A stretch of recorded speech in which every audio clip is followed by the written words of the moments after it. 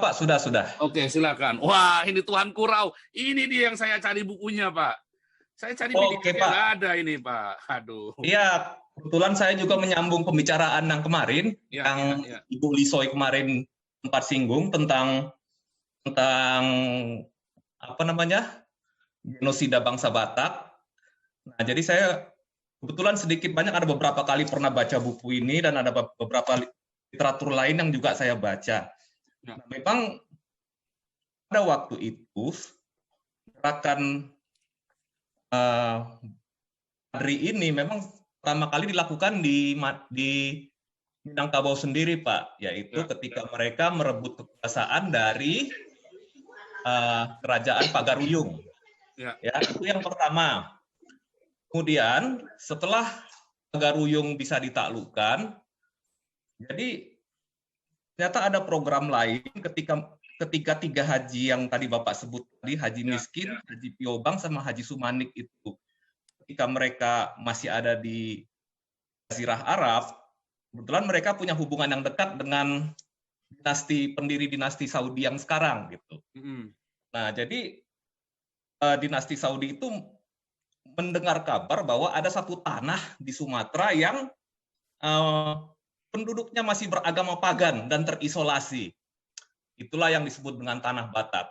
Ya. Nah, kemudian kebetulan mereka ini yang 3 orang ini ahli perang dan ahli dalam strategi militer. Ya. Jadi mereka ini sebenarnya, Pak, bekas pasukan Janisarinya Ottoman Turki. Nah, betul. Ya. Jadi mereka bekas pasukan Janisari Ottoman Turki, ada yang ahli dalam kavaleri, ada yang ahli dalam infanteri, dan ada yang ahli dalam perbentengan di antara yang 3 orang ini. Ya. Jadi mereka datang ke Indonesia, kemudian bertemu dengan Tuan Kunan Renceh, itu salah seorang mubalik di Tanah Minang pada saat itu. Mulailah timbul ide untuk bagaimana melakukan ekspansi ke tanah Batak di utara gitu. Jadi bermulanya dari situ. Nah, kemudian ada sedikit sejarah yang mungkin saya ceritakan. Ini mungkin dari sisi Bataknya ya, Pak ya. Mungkin saya nggak akan bicara dari sisi Minangnya terlalu banyak. Tentang Tuan Kurau sendiri. Siapa figur Tuan Kurau ini yang sangat menarik? Sampai sekarang itu tetap misteri sampai sekarang. Karena buku ini terbit di tahun 1962 yang ditulis oleh Mangaraja Unggang Parlindungan, itu bercerita banyak tentang Tuan Kurau. Jadi, kenapa buku ini ditulis? Buku ini sebenarnya ditulis pada awalnya itu untuk membersihkan nama Tuan Kurau sendiri. Dan penulisnya adalah seorang Muslim. Nah, kebetulan dia menulis buku ini juga selain untuk membersihkan nama Tuan Kurau, yang kedua dia menulis buku ini juga untuk memberikan semacam pertinggalan sejarah kepada keturunannya, terutama mungkin kepada marga Siregar ya, keturunannya mereka gitu ya, yang berasal dari Sipirok. Kurang lebih seperti itu Pak ceritanya. Nah, sebenarnya data-data dari buku ini, buku Tuan Kurau ini, itu hasil kerja dalam waktu yang tidak singkat juga, Pak. Itu sekitar 90 tahun itu penelitian dilakukan. Pertama yang melakukannya itu adalah salah seorang yang mendapat pendidikan dari orang Belanda pada saat itu, yaitu mungkin namanya itu mungkin sebagian teman-teman ada yang mengingatnya itu Willem Iskandar. Itu yang melakukan penelitian pertama dan mewawancara tokoh-tokoh yang terlibat pada saat Perang Padri tersebut. Kedua, Willem Iskandar itu mempunyai murid yang namanya Guru Batak. Guru Batak punya murid namanya Sultan Martua Raja Siregar yang ada di Pematang Siantar yang sempat menjadi kepala sekolah SGA di situ.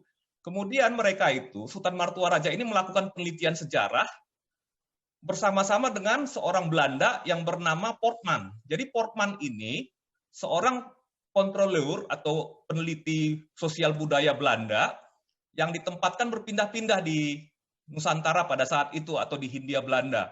pertama dia ditempatkan di Semarang, dia mengumpulkan cukup banyak data dari kelenteng Sampokong, terutama nanti satu waktu nanti kita mungkin bisa diskusi Pak soal ini, Jinbun dan 9 wali, itu dari Sampokong sebenarnya data-datanya. Kemudian juga dia sempat tinggal di Portman ini di Singkil. Di Singkil itu perbatasan antara Sumatera Utara dengan Aceh. Kemudian dia tinggal di Tanah Batak.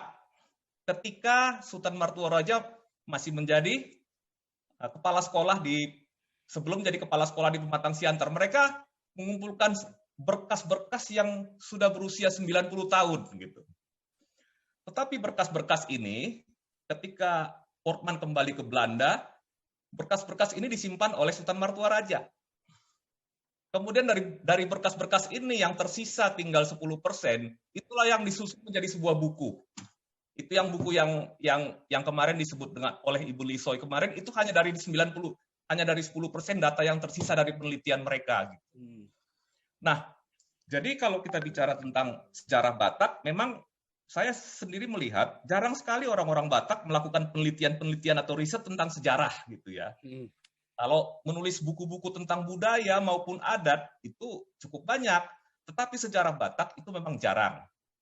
Nah, buku ini sebenarnya syarat dengan banyak informasi sejarah Batak. Kalau misalkan bagi Anda yang punya yang masih punya sisa dari tinggalan dari kakek nenek tahun 60-an, boleh dibaca dan dibuka. Banyak fakta-fakta sejarah yang tertulis di buku itu. Nah, mengenai Perang Padri sendiri, jadi ketika pasukan Bonjol ini bergerak ke Tanah Batak, mereka menggunakan panglima-panglimanya, pasukannya orang-orang Batak sendiri. Sebenarnya kebanyakan. Tapi sebetulnya tokoh yang paling utama itu adalah Tuan Kurau. Siapakah Tuan Kurau ini? Tuan Kurau ini sendiri sebenarnya adalah keponakan dari Sisingamangaraja ke-10. Jadi Tuan Kurau ini itu sebenarnya, ya mohon maaf buat ini ya, buat mungkin ada beberapa orang marga Batak yang ada di Zoom ataupun yang nonton di YouTube, ini kita terpaksa harus buka mengenai sejarah tanpa pretensi apa-apa untuk membahas ini. Jadi memang ini hasil dari hubungan inses antara saudari perempuannya Tuan Kurau, Sisingamangaraja ke-10 dengan pamannya sendiri, saudaranya Sisingamangaraja ke-9. Jadi bagi masyarakat Batak, itu apabila terjadi anak dari hubungan satu marga, itu dianggap sebagai inses, Pak. Nah, apalagi ini terjadi di dinasti Sisingamangaraja yang pada saat itu berkuasa. Kita tahu Tanah Batak raja-raja banyak sebenarnya. Tapi dinasti yang paling lama berkuasa itu adalah dari Sisingamangaraja ke-10 yang merupakan keturunan dari si Raja Oloan. Mungkin kalau orang Batak mungkin ngerti silsilah ya. Itu sampai Sisingamangaraja ke-10 itu berjalan seperti biasa ya, kerajaan tradisional dengan agama kepercayaannya orang Batak, percaya kepada Simula Jadi Nabolon. Jadi sudah percaya dengan Tuhan yang Esa, yaitu yang disebut sebagai Debata Simula Jadi Nabolon.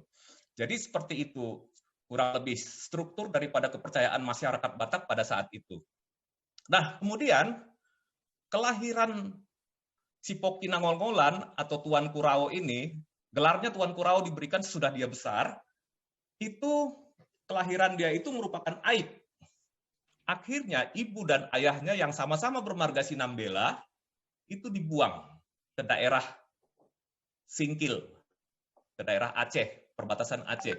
Nah, kebetulan Sipoki Nangol-Ngolan dibawa oleh ayah dan ibunya ke sana, terus kemudian kembali ke Tanah Batak.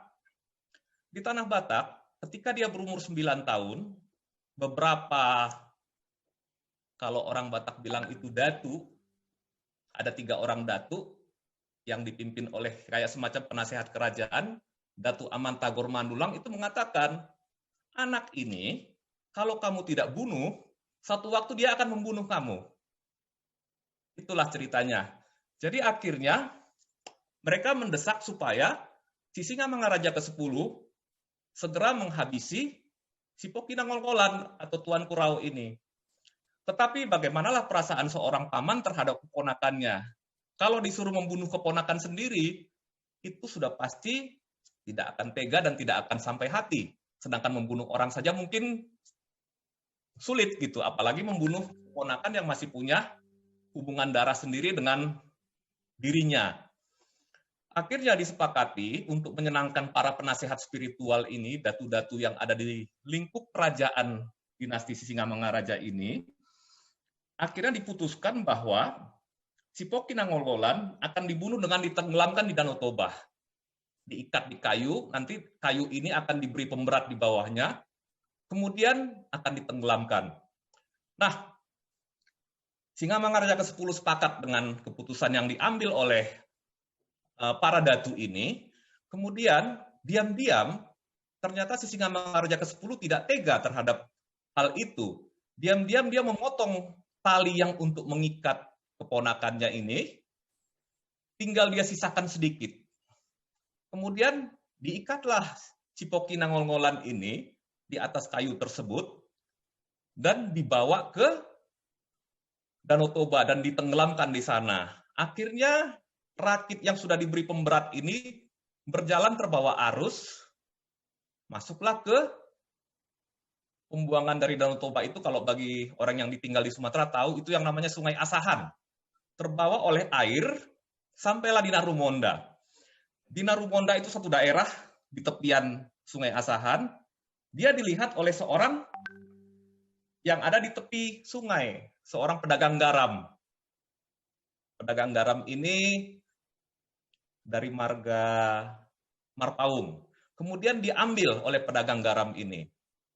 Kemudian dia berpikir, dia tanya, kamu siapa? Kemudian si Pokinangolngolan menjelaskan siapa dia, bahwa dia adalah keponakan si Singamangaraja. Sempat terpikir bagaimana untuk mengembalikan si Pokinangolngolan ini kepada pamannya si Singamangaraja ke-10. Tetapi kemudian itu diurungkan oleh Marpaung karena dia merasa kalau dikembalikan jangan-jangan anak ini nanti malah dibunuh atau saya malah dibunuh gitu.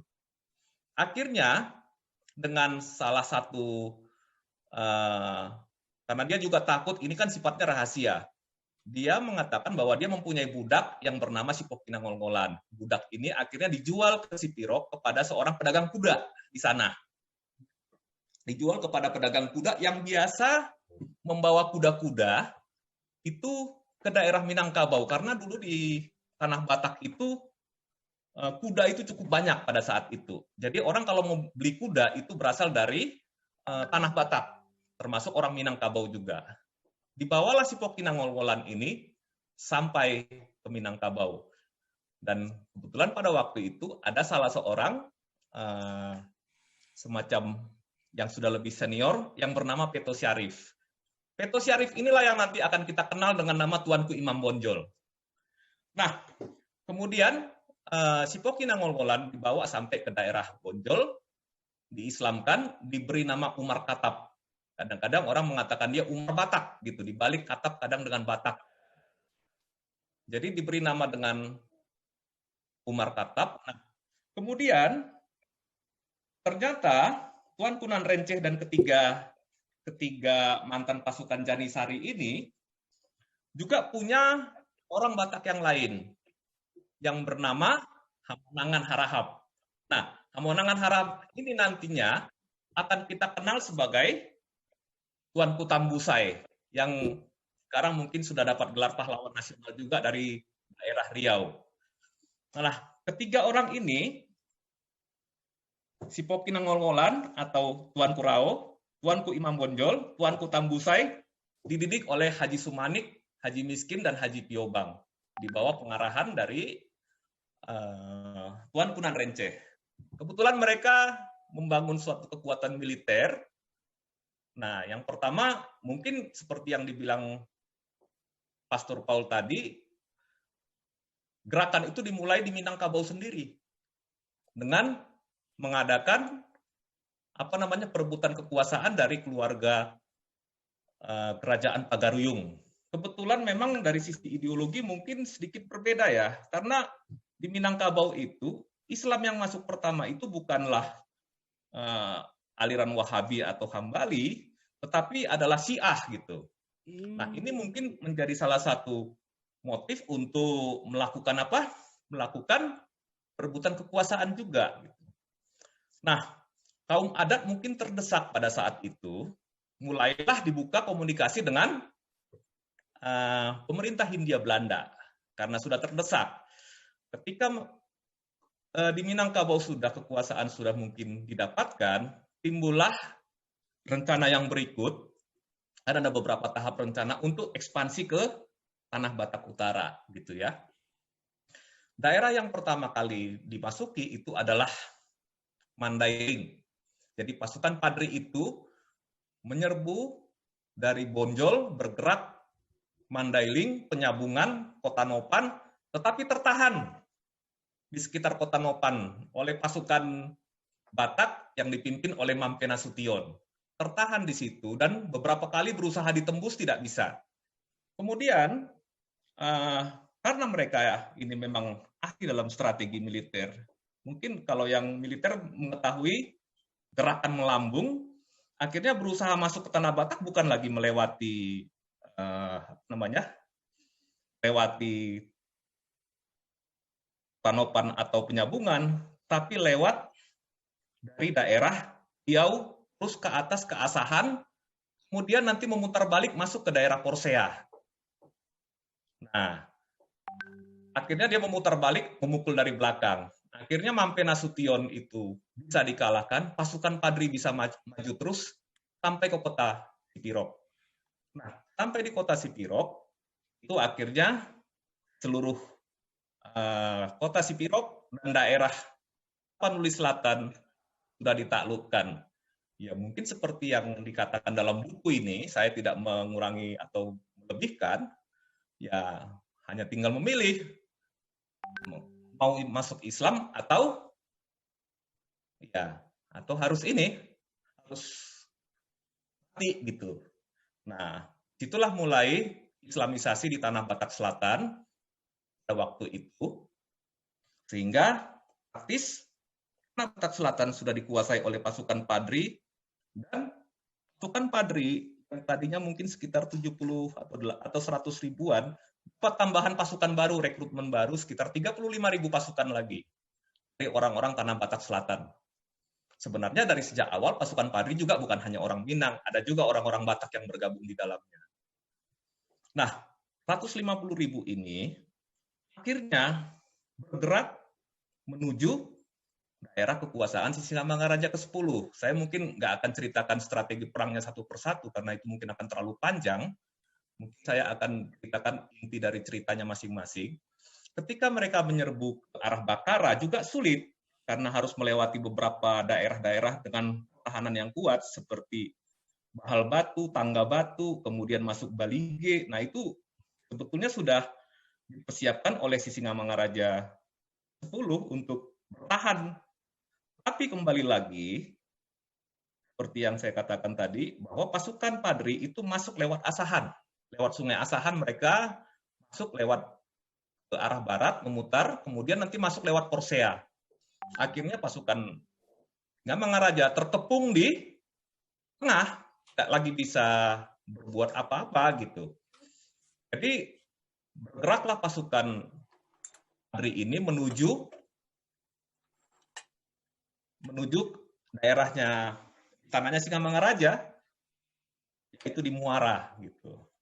Menuju Muara. Nah, kemudian akhirnya pasukan Padri ini menuju Muara, bertempur melawan Sisingamangaraja ke-10. Akhirnya Sisingamangaraja ke-10 kalah, kepalanya dipancung oleh Tenggar Siregar, salah seorang panglima Padri dari Sipirok, rekrutmen baru. Ya mungkin secara logika bisa dipahami karena waktu itu Sisingamangaraja ke-10 sudah berusia cukup tua ya, 60-70 tahun, harus melawan seorang yang masih berusia 20 tahun, Tenggar dan ahli dalam mainan pedang gitu. Akhirnya Sisingamangaraja ke-10 kalah dan ditaklukkan. Nah, hal-hal yang menjadi catatan dalam Perang Padri ini, kenapa ini kalau kita mendengar dari kakek cerita ke nenek, cerita ke cucunya. Paling sakit itu ketika kapan? Ketika waktu Perang Padri. Apa? Di era Perang Padri itu tidak ada makanan. Semua beras dan lain-lain, akan mungkin orang bertani pada saat itu dalam situasi perang. Dan semua logistik juga diambil oleh pasukan Padri. Kemudian terjadi pemerkosaan massal. Wanita-wanita dinaikkan ke atas kuda, kemudian dibawa ke tempat mereka, kemudian dinikmati, diperkosa. Itu ada semua dalam buku ini, silahkan nanti bisa dibaca dalam buku. Saya tidak melebihkan atau tidak mengurangi, itu ada semua di sini. Bahkan itu terjadi kapan saja gitu. Kemudian wanita-wanita itu diambil, dibuat dalam satu tempat, saya juga nggak tahu kalau dulu namanya apa ya, entah itu harem atau semacam wanita-wanita dikumpulkan untuk ini, untuk apa namanya, untuk dinikmati oleh pasukan begitu. Itu juga ada yang namanya atrocity dan pemerkosaan massal, itu ada dalam buku ini. Jadi saya juga katakan sesuai dengan isi buku ini. Bahkan orang-orang Batak yang selamat pada waktu itu lari ke hutan. Mereka berlari ke hutan, itulah yang masih selamat sampai sekarang. Jadi kalau menurut buku ini ya, korban itu sekitar waktu itu jumlah orang Batak mungkin di seluruh daerah termasuk sampai Mandailing, sampai ke Toba, Silindung, itu sekitar 800.000 orang. Tertumpas dalam perang ini, itu sekitar 600.000 orang. Terlepas itu perang karena dipancung, ketika terjadi proses ini, atau yang menolak akan dipancung, yang yang mau ikut akan selamat gitu.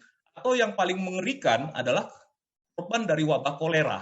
Kolera pada waktu itu belum ada obatnya. Kolera pada waktu itu ketika orang dehidrasi, selesai, meninggal gitu. Nah, jadi itu juga memakan korban. Di sekitar 600.000, mungkin itu termasuk korban perang dan kolera. Kenapa timbul kolera? Itu jadi pertanyaan. Kolera ini timbul ketika orang pancung, mayat dibiarkan begitu saja. Atau dibuang ke sungai, sungai-sungai menjadi merah karena darah. Kemudian yang terjadi adalah ketika itu dibiarkan seperti itu, muncul wabah. Itulah wabah kolera ini.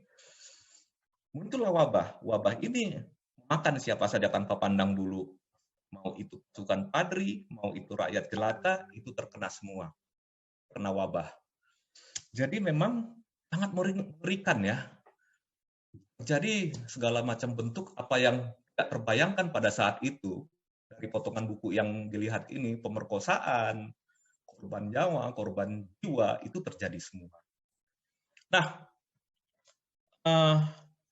akhirnya seluruh daerah Toba berhasil dikuasai, kecuali mungkin Samosir. Tetapi ketika terjadi wabah ini, pertama-tama dia hanya memakan sedikit orang, gitu. Tapi lama-lama wabah ini kena juga kepada pasukan Padri sendiri. Mulai banyak korban. Ya. Jadi wabah ini banyak memakan korban pasukan Padri yang bermukim di daerah Silindung. Silindung itu daerah kota Tarutung sekarang. Yang bermukim di Silindung itu terkena wabah. Jadi akhirnya Kurawa itu setelah dia merasa berkuasa dan dia akan diangkat menjadi Sultan Batak, akhirnya itu juga tidak terjadi gitu karena adanya wabah ini. Kemudian pasukan Padri membuat semacam buffer zone di mana supaya wabah tidak menyebar, masuk juga pasukan Padri yang bergerak dari Asahan atau dari Padang Bolak, istilahnya dari Tapanuli Selatan, itu juga dibuat batas untuk menjauhi Toba dan Silindung secepatnya. Karena kalau tidak nanti akan jadi korban wabah kolera ini. Ribuan pasukan Padri tewas. Jadi kalau kita lihat dari data yang ada dikumpulkan oleh Sultan Martua Raja dan Portman, itu sekitar 150.000 pasukan, yang tersisa cuma tinggal 30.000. Kembali dengan selamat ke Mandailing dan ke daerah Minang. Itulah yang terjadi pada waktu itu. Nah, tanah Batak dalam kondisi yang sangat hancur, hancur-hancuran. Tidak ada yang tersisa, penduduk juga tinggal sedikit. Kemudian yang terjadi seterusnya, ketika kondisi seperti ini, pasukan Padri mundur, kurang lebih ada beberapa puluh tahun, tanah Batak itu sepi. Tidak ada infrastruktur, tidak ada ini, kesehatan juga hancur, semuanya hancur. Jadi kemudian penduduk saling curiga, warga-warga Batak juga kadang-kadang sudah nggak bisa percaya satu sama lain gitu. Jadi situasi pada saat itu memang menimbulkan curigaan bagi setiap pendatang. Belanda mulai bergerak dari daerah Minang. Kemudian dia juga bergerak ke utara. Mereka melihat situasi kehancuran yang terjadi di tanah Batak. Dari mulai Mandailing sampai Toba dan Silindung. Kebetulan Samosir dan daerah utara Simalungun belum sampai masuk ya pasukan Padri pada saat itu. Hanya sampai Toba dan Silindung. Menurut catatan dari buku ini. Jadi kemudian dibiarkan daerah itu beberapa puluh tahun, kemudian juga pasukan Padri mundur, tapi ternyata di pasukan Padri sendiri terjadi perpecahan. Jadi tadinya Raja Gadumbang dari Mandailing itu yang menyiapkan logistik buat pasukan Padri yang menyerang dari Minangkabau, itu menjadi sahabatnya, ya katakanlah Bonjol, akhirnya marah. Kenapa? Karena orang-orang Mandailing ini merasa dijadikan seperti apa namanya, seperti orang suruhan atau yang ya katakanlah seperti budak dari pasukan Minang ini gitu. Itu satu. Kemudian wanita-wanita juga ternyata tetap diambil gitu, termasuk dari Mandailing untuk diambil untuk dinikmati atau bagaimanalah ya, itu tetap diambil. Nah, ini menyebabkan Raja Gadumbang sendiri kecewa. Akhirnya dia menghubungi Belanda, minta bantuan. Sama kasusnya dengan kaum adat yang ada tadinya di mana? Di Minangkabau. Akhirnya dia memberikan akses kepada Belanda, pasukan Belanda masuk, dan tengah-tengah mundurnya pasukan Padri, kemudian Belanda masuk juga dari Minang. Jadi Belanda bukan masuk dari utara, masuknya dari Minangkabau juga. Nah, Tuan Kurau itu mundur sampai ke Batahan, mundur sampai ke Minangkabau, kemudian dia melakukan serangan bunuh diri terhadap detasemen Belanda yang ada di Air Bangis, di sebelah utara kota Padang itu, menyusuri pantai. Jadi itu dia mati sebagai syahid, Tuan Kurau. Nah, dia cuma dengan beberapa orang pasukannya menyerang suatu benteng Belanda dengan persenjataan yang lengkap. Dia mati di situ sebagai, katakanlah mati pahlawan ya, katakan seperti itu ya, dari sisi pandang pihak Padri gitu. Kemudian akhir dari cerita, Tuan Syarif, Tuan Ki Imam Bonjol sudah terkepung di Bonjol. Tidak mau, akhirnya dia menyerah kepada Belanda dan ditangkap. Sementara Hamonangan Harahap atau Tuanku Tambusai itu sampai sekarang itu dikatakan hilang tentu rimba. Tapi ada beberapa penelitian yang dilakukan oleh guru besar UI melalui bukunya yang berjudul Greget Tuan Kurau mengatakan Tuanku Tambusai akhirnya lari ke Malaysia. Pada waktu itu veteran-veteran Padri yang tidak tertangkap oleh Belanda atau tidak mau katakanlah terbunuh oleh serangan Belanda itu lari ke Malaysia, rata-rata lari ke daerah Negeri Sembilan dan ke daerah apa namanya Malaysia lah pada umumnya ya, lari ke sana. Jadi itulah epilog dari Perang Padri. Kemudian pasukan Padri yang mundur sampai Sipirok itu juga pecah. Jadi perang juga di antara sesama pasukan Padri, antara Padri yang Mandailing lawan Padri yang Minang. Padri yang Mandailing tidak mau dikuasai oleh Padri yang Minang. Jadi perang bersama mereka sendiri. Kemudian apa namanya? Kulelo yang lebih condong ke Padri yang dari Minang itu ditumpas oleh pasukan Padri yang berasal dari Sipirok sendiri, yaitu Jatenggar Siregar, Jagorga Harahap, kemudian beberapa marga-marga yang ada di daerah Sipirok. Akhirnya mereka tumpas dan kalah, mundur kembali ke Minangkabau. Nah, pada waktu itu daerah Sipirok yang tadinya bermazhab Hambali itu segera retooling atau berubah menjadi ikut mazhab Syafi'i yang jauh lebih soft ya, itu menurut buku ini seperti itu. Nah, jadi kita tentang Perang Padri ini memang meninggalkan trauma bagi masyarakat Batak, bahkan sampai sekarang itu tetap tidak akan terlupakan. Jadi cerita dari turun-temurun, Tiki Dipidari katanya gitu. Dari nenek moyang cerita ke cucu-cucunya itu akan bersambung terus seperti itu. Nah, memang ini berat memang. Trauma dari Perang Padri ini memang berat. Tetapi ada sisi positifnya dari Perang Padri ini. Batak yang tadinya terisolasi secara total, karena orang Batak itu punya sistem kepercayaan sendiri. Mereka percaya terhadap Debata Simula Jadi Nabolon, dan tidak boleh ada budaya luar masuk ke tanah Batak. Pada saat itu seperti itu. Nah, ketika Perang Padri ini terjadi, maka masyarakat Batak mulai membuka diri. Ya. Di Tapanuli Selatan, Mandailing dan sekitarnya, pengaruh Islam masuk. Kemudian juga di tanah Batak Utara, waktu itu belum ada agama, masih tetap dengan kondisi yang hancur,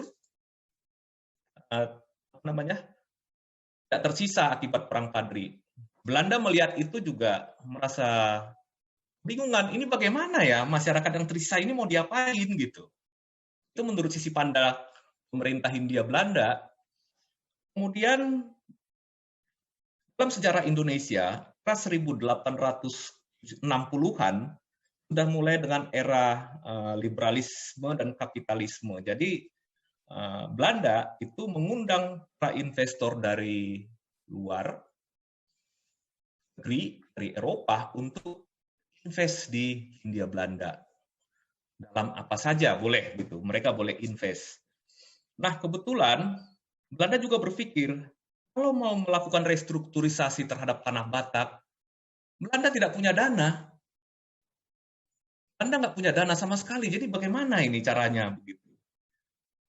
Jadi artinya saya tidak menyalahkan Belanda bahwa Belanda penjajah kejam, tidak. Belanda juga memikirkan bagaimana mengembalikan wilayah yang sudah hancur ini. Penduduknya hampir habis, tinggal tersisa 200.000. Ini harus diperbaiki. Minimal masyarakat ini harus dibangun. Tapi ketika terjadi era liberalisasi dan kapitalisme. Oke, kita stop dulu. Kita stop.